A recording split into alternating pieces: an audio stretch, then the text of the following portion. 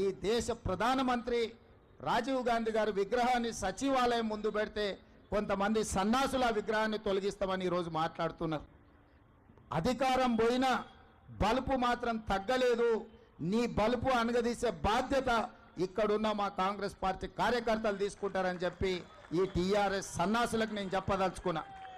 ఆ సన్నాసి దుఃఖం బాధ ఏందని నేను కనుక్కుంటే అక్కడ వాళ్ళ అయ్య విగ్రహం పెడదాం అనుకున్నాడట. వాళ్ళ అయ్య పోయేదెప్పుడు, వీడు పెట్టేదెప్పుడు అక్కడ విగ్రహము?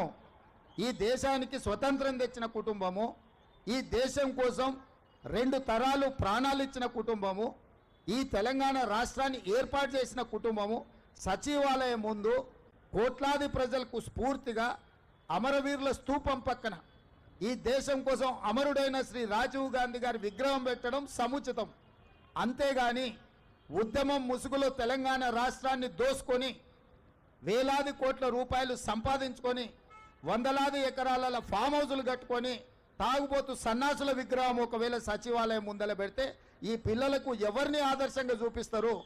పొద్దున్నేస్తే రాత్రి వరకు తాగి ఫామ్ హౌస్లో పొర్లాడే కేసీఆర్ విగ్రహం ఉండాలనా అక్కడ సచివాలయం ముందల?